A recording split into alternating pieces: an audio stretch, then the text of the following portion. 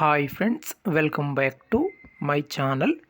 ఈ వీడియోలో పిఎఫ్ అకౌంట్కి డేట్ ఆఫ్ ఎగ్జిట్ని ఏ విధంగా అప్డేట్ చేసుకోవాలి అనేటటువంటి ప్రాసెస్ని చూద్దాము. వితౌట్ ఎంప్లాయర్, కంపెనీతో సంబంధం లేకుండా మనమే మన యొక్క పిఎఫ్ అకౌంట్కి డేట్ ఆఫ్ ఎగ్జిట్ని అప్డేట్ చేసుకోవచ్చు. ముందుగా డేట్ ఆఫ్ ఎగ్జిట్ అనేది ఎందుకు మనం ఎంటర్ చేయాలి అంటే, మనము ఏదైనా ఒక కంపెనీలో డ్యూటీ చేసిన తర్వాత అక్కడ నుంచి ఎగ్జిట్ అయ్యాం అంటే అక్కడ మనం డ్యూటీ చేయట్లేదు, వేరే దగ్గర డ్యూటీ జాయిన్ అయి ఉండొచ్చు, లేదా మన యొక్క టోటల్ కంపెనీకి సంబంధించిన పిఎఫ్ డబ్బులు, పెన్షన్ డబ్బులు తీసుకోవాలి అన్న డేట్ ఆఫ్ ఎగ్జిట్ అనేది తప్పనిసరి. అలా కాకుండా మీరు వేరే కంపెనీలో జాయిన్ అయ్యారు, ఇప్పుడు ఓల్డ్ కంపెనీ యొక్క అమౌంట్ని ప్రజెంట్ కంపెనీలోకి ట్రాన్స్ఫర్ చేయాలి అన్న డేట్ ఆఫ్ ఎగ్జిట్ అనేది తప్పనిసరి. కాబట్టి డేట్ ఆఫ్ ఎగ్జిట్ అనేది మనము ఎప్పుడు ఎంటర్ చేయాలి అంటే, మనము ఏదైనా ఒక సంస్థలో 2 నెలల కంటే ఎక్కువగా అంటే మోర్ దెన్ 2 మంత్స్ మనం డ్యూటీ చేయకుండా ఉంటే మనకు ఇప్పుడు నేను ఆన్లైన్లో చూపించబోయే ఆప్షన్స్ అన్నీ మీకు కనిపిస్తాయి. ఓకేనా? సో ముందుగా మనము పిఎఫ్ అకౌంట్లో లాగిన్ అవ్వాలంటే మన దగ్గర యూఏఎన్ నంబర్ యాక్టివేషన్ అయి ఉండాలి, దానికి సంబంధించిన పాస్వర్డ్ ఉండాలి. అప్పుడే మీరు ఆన్లైన్లో లాగిన్ అవ్వగలుగుతారు. ఇక్కడ నేను చూపించినటువంటి అన్ని ఆప్షన్స్ ఇక్కడ మీకు కనిపిస్తాయి అన్నమాట. ఓకే, ఇప్పుడు నేను పిఎఫ్ అకౌంట్లో లాగిన్ అయ్యి ఉన్నాను. ఇప్పుడు మేనేజ్ పైన క్లిక్ చేస్తాం. క్లిక్ చేసినట్లయితే ఇక్కడ మనకు మార్క్ ఎగ్జిట్ అనే ఆప్షన్ ఇక్కడ కనిపిస్తూ ఉంది. ఓకేనా, ఇది మీరు చూస్తున్నారు మార్క్ ఎగ్జిట్ అంటే మనము మన యొక్క పిఎఫ్ అకౌంట్కి డేట్ ఆఫ్ ఎగ్జిట్ని అప్డేట్ చేసుకోబోయేటటువంటి ప్రాసెస్ అన్నమాట. ఇక్కడ క్లిక్ చేస్తున్నాను. తర్వాత ఇలా మనకు ఓపెన్ అవుతుంది. ఓకే, ఇక్కడ ఓపెన్ అయిన తర్వాత సెలెక్ట్ ఎంప్లాయ్మెంట్ అనేది ఉంది కదా, దీని మీద మనము క్లిక్ చేయాలి. క్లిక్ చేసినట్లయితే మీరు ఎన్ని సంస్థల్లో ఉద్యోగం చేశారో ఆ అన్ని సంస్థలకు సంబంధించినటువంటి పిఎఫ్ నంబర్ ఇక్కడ కనిపిస్తుంది అన్నమాట. పిఎఫ్ నంబరు అలానే కంపెనీ పేరు. ఇప్పుడు నేను ఇక్కడ ఒక ఐడిని సెలెక్ట్ చేసుకొని చూపిస్తాను. తర్వాత ఇలా ఓపెన్ అవుతుంది. సో ఇలా ఎప్పుడు ఓపెన్ అవుతుంది? ఒక సంస్థలో 2 నెలల కంటే మీరు ఎక్కువగా ఉద్యోగం చేయకుండా అంటే అన్ఎంప్లాయ్మెంట్గా ఉండాలన్నమాట. ఓకేనా, అలా కాకుండా మీరు 2 నెలలు లీవ్లో వెళ్ళి అదే సంస్థలో ఉద్యోగం చేస్తూ డేట్ ఆఫ్ ఎగ్జిట్ మీరు అప్డేట్ చేసే ప్రయత్నం చేస్తే మీకు అప్డేట్ ఆప్షన్స్ రావన్నమాట ఇలాగా. సో ముందు ఇలా మనకు ఓపెన్ అవుతుంది. ఇక్కడ మీ యొక్క పిఎఫ్ నంబర్ ఇక్కడ కనిపిస్తుంది, పిఎఫ్ ఐడి. దాని తర్వాత మీ యొక్క సంస్థ నేమ్, కంపెనీ పేరు ఇక్కడ కనిపిస్తుంది. దాని తర్వాత ఇక్కడ ఆగస్టు 2022 లాస్ట్ కంట్రిబ్యూషన్ అంటే ఏంటి? మీ యొక్క కంపెనీ వారు మీకు పిఎఫ్ని ఎప్పుడు లాస్ట్ జమ చేశారు అనేది ఇక్కడ మనకు కనిపిస్తుంది అన్నమాట.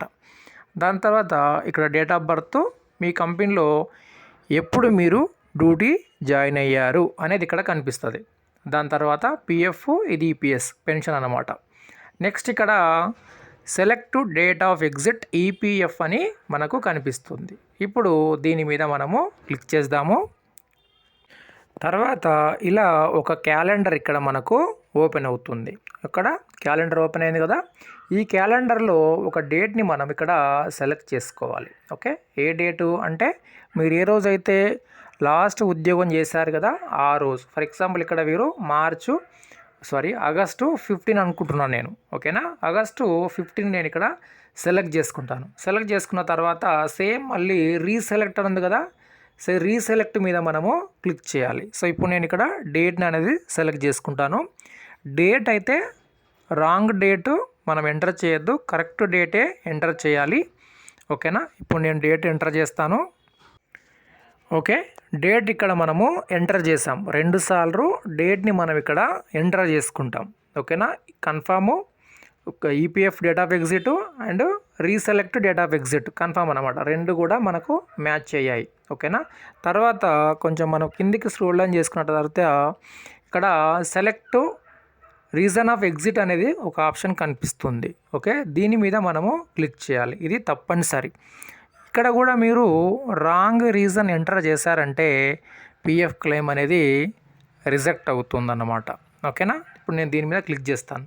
క్లిక్ చేసినట్లయితే ఈ విధంగా మనకు ఓపెన్ అవుతుంది. మొదట మనకేం కనిపిస్తుంది, రిటైర్మెంట్ అని కనిపిస్తుంది. ఓకే, దాని తర్వాత సూపర్ యాన్యుయేషన్ అని కనిపిస్తుంది. నెక్స్ట్ ఏం కనిపిస్తుంది, మనకు పర్మనెంట్ డిసబిలిమెంట్ అని కనిపిస్తుంది. తర్వాత మనకు ఇక్కడ చూస్తే short service or any other reason అని ఇక్కడ మనకు కనిపిస్తుంది. సో దీంట్లో ఏ రీజన్ని మనము చూపించాలి అంటే చూడండి, సాధారణంగా మీరు ఎటువంటి కారణం లేదు అంటే నార్మల్గా మీకు డ్యూటీ నచ్చలేదు, లేదంటే సాధారణంగా మీరు ఎగ్జిట్ అవుతున్నారు అంటే రిజైన్ లెటర్ మీ కంపెనీ వాళ్ళకి ఇచ్చేసి నార్మల్గా మీరు ఎగ్జిట్ అవుతున్నారు అంటే ఇక్కడ మీరు చూడండి short service any other reason అని చూపించాలన్నమాట.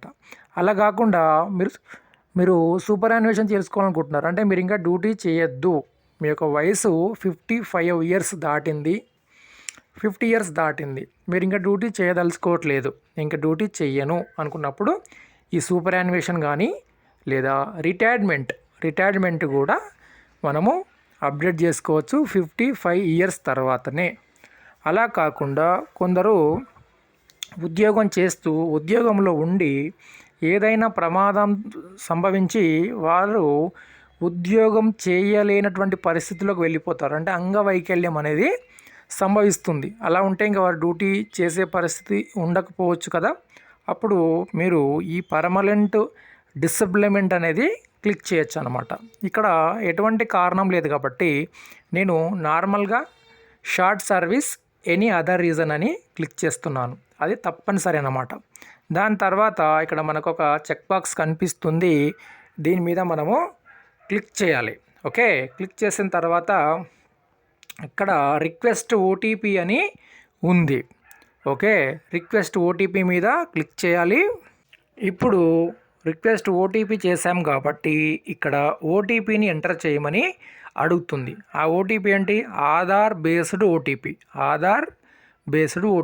ఓటీపీ ఎంటర్ చేసిన తర్వాత ఇక్కడ మనకు చెక్ బాక్స్ అనేది కనిపిస్తూ ఉంది, అంటే థంబ్ సింబల్ అన్నమాట. దీని మీద క్లిక్ చేసుకొని కింద ఒకసారి మనకు ముఖ్యమైన విషయాలు ఉన్నాయి, ఇవన్నీ మనము ఒకసారి చూసుకోవాలి. ఓకేనా, డేట్ ఆఫ్ ఎగ్జిట్ అనేది తప్పు ఎంటర్ చేయొద్దు. మీరు పొరపాటున తప్పు ఎంటర్ చేస్తే మళ్ళీ చాలా కష్టమైపోతుంది. ఒకవేళ మీరు డ్యూటీలో ఉండి డేట్ ఆఫ్ ఎగ్జిట్ అప్డేట్ చేసినా, తెలియక రాంగ్ డేట్ ఎంటర్ చేసిన పిఎఫ్ క్లెయిమ్ అనేది రిజెక్ట్ అవుతుంది. ఓకే, ఇప్పుడు నేను ఓటీపీ ఎంటర్ చేసి సబ్మిట్ చేసి చూపిస్తాను. ఓకే ఫ్రెండ్స్, ఇప్పుడు ఓటీపీ ఎంటర్ చేసాం కదా, ఓటీపీ ఎంటర్ చేసిన తర్వాత మళ్ళీ మనకు ఒక అలర్ట్ మెసేజ్ ఇక్కడ కనిపిస్తుంది, చూసుకోండి జాగ్రత్తగా.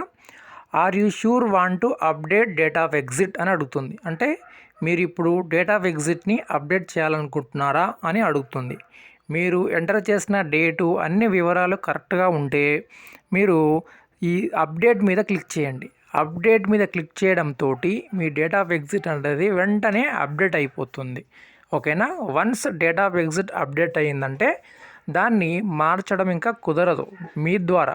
అంటే ఇప్పుడు మీరు ఓటీపీ ద్వారా డేట్ ఆఫ్ ఎగ్జిట్ని ఎంటర్ చేసుకున్నారు కదా, అదే విధంగా మళ్ళీ అయ్యయ్యో నేను డేట్ తప్పు ఎంటర్ చేశానే, నేను వేరే డేట్ ఎంటర్ చేయాలి అని మీరు చేంజ్ చేసే ప్రయత్నం చేస్తే అది ఇంకా చేంజ్ అవ్వదు.